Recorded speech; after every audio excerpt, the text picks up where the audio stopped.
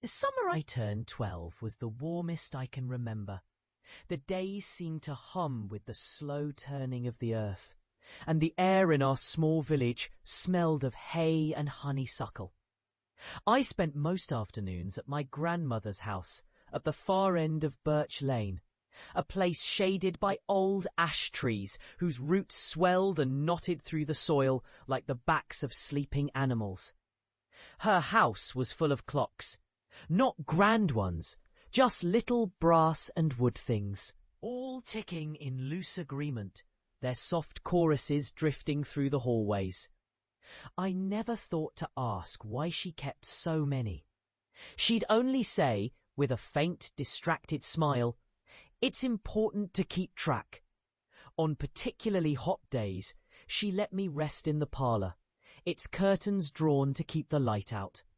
The air inside was always a little cool, almost damp, as though the walls themselves stored the chill of spring. I would curl into the big armchair while she dozed across the room, her knitting needles motionless in her lap, and I would watch motes of dust swirl in dim golden beams. It was on such a day I noticed something peculiar. The faint sound of a clock ticking from somewhere above us, sharper and slower than the rest. I didn't remember ever seeing one in the rooms upstairs. I asked her about it, and for a long moment she didn't answer, just kept her eyes fixed on her unmoving knitting. Then she said, softly, "Best not to go looking for that one, child." But of course, being young, I went. The upstairs corridor was narrow, lined with faded photographs whose faces I never recognized. Pale children in stiff clothes standing in yards bare of grass. As I approached the end of the hall, the ticking grew louder. It was not steady like the others.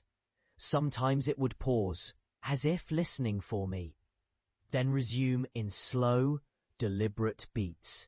The door it came from was one I had never seen open.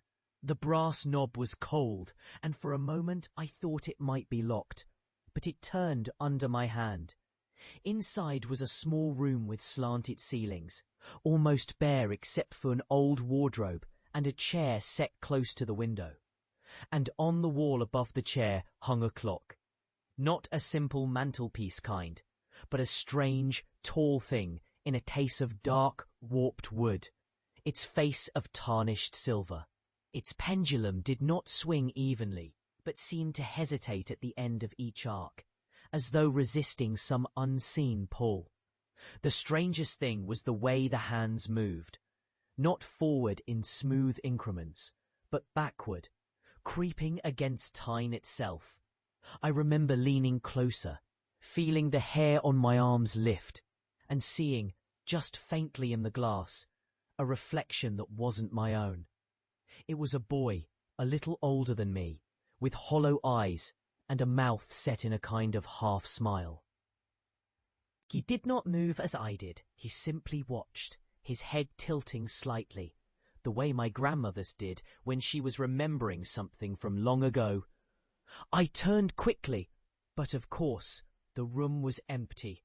When I blinked, he was gone from the reflection, and the clock hands stilled completely. That night, I asked my grandmother again about the upstairs room. She grew so pale, I thought she might faint. She told me in a trembling voice that her younger brother had once lived in that room, long before I was born. He died of fever one summer, and after that, she kept the door closed for good. None of this, she insisted, had anything to do with clocks. That piece in there, she said, doesn't tell time. It remembers it. That can be worse. I didn't understand her then, but I tried to stay clear of the upstairs in the weeks after. Still some nights, lying in bed, I would hear it faintly through the floor. That slow, hesitant ticking, drawing breath in the long pauses between beats. The summer ended. The leaves turned. My grandmother grew quiet, and I went to see her less often, caught up in my own small life.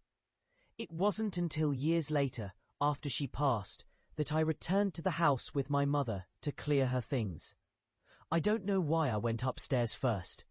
The door to that room opened easily, as though it had been waiting for me. The air inside was colder than the rest of the house, heavy with the scent of dust and something faintly metallic. The clock hung exactly where I remembered it, its face dark, save for the gleam of its hands. Only now, the hands moved quickly, not backwards, but forward, spinning faster and faster, until they stopped at a point I recognized. The date was not marked, but I knew it, my 12th summer. In the glass, my reflection wavered, and another face slid in beside it. The boy's, unchanged by the decades. He was closer now, and his mouth opened, as if to speak, but no sound came. Only the ticking and an echo I felt in my bones rather than heard. A question, patient and inevitable. Will you keep track for me now? I closed the door and left that room in darkness. But sometimes, even in my own house, miles away, I wake at night to hear it again, that slow, hesitant rhythm, beating just beneath the silence.